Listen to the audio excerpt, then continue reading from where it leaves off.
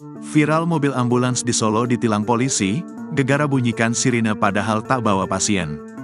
Beredar video bernarasi mobil ambulans ditilang polisi di jalanan kota Solo, Jawa Tengah. Diduga ambulans bernopol AD 9360 FM itu menerobos lampu merah dan menyembunyikan sirine meski tak membawa pasien. Peristiwa itu terjadi pada Selasa, tanggal 9 April tahun 2024. Kita memang sudah klarifikasi dengan Dinas Kesehatan, memang untuk mobil ambulans sendiri ada beberapa spesifikasi syarat yang harus dipenuhi.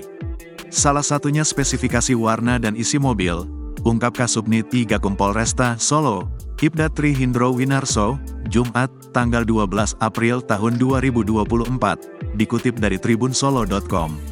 Selama mobil ambulans berada di jalanan, sopir harus membawa surat keterangan yang dikeluarkan oleh Dinas Kesehatan.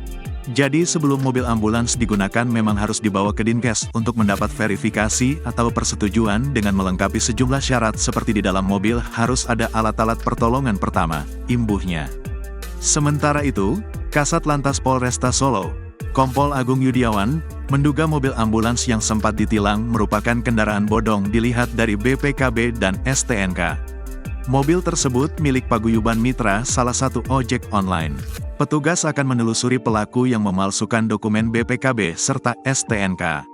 Sopir ambulans juga belum mendapatkan sertifikat pelatihan bantuan hidup dasar, BHD, dan belum mengikuti pelatihan mengemudi ambulans.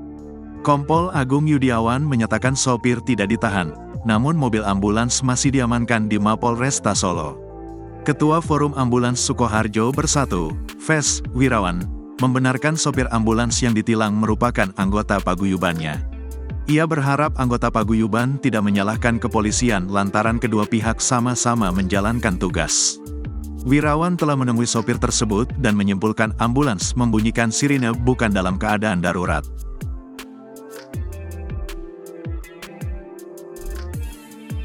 Download Tribun X sekarang, menghadirkan lokal menjadi Indonesia.